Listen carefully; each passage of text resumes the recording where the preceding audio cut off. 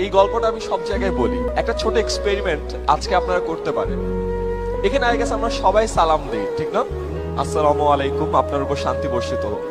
আজকে বাসায় যে আপনারা একটা ছোট্ট এক্সপেরিমেন্ট করতে পারেন।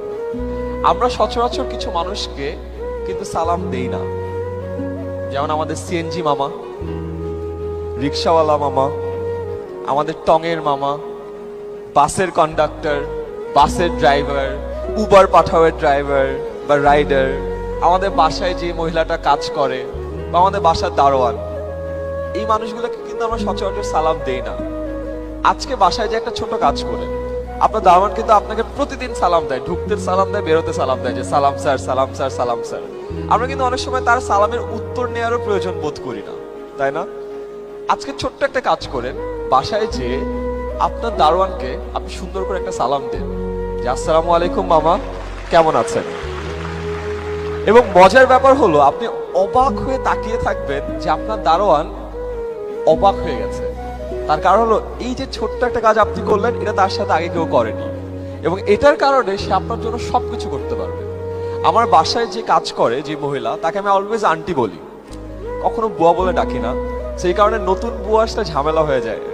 আমি দরজা খুললাম, খুলে বললাম আসসালামু আলাইকুম আন্টি, কেমন আছেন? বুয়া তো অবাক, হাতের মনে আমায় চিনতে পারেননি। বাট আমি যখন প্রতিদিন তাকে সালাম দিই, সে বুঝে যে আমি তার জন্যই তাকে সালাম দিচ্ছি। এবং বিভিন্ন নাটক সিনেমায় দেখায় না যে তোমার জন্য হৃদয় দিয়ে দিব, এটা হয় না আসলে। উপরে যারা বসে আছো, মানে আসলে হয় না। সো এই মানুষগুলো তোমার জন্য সব দিয়ে দিতে পারে। এবং এটা আমি কিভাবে শিখেছি জানো?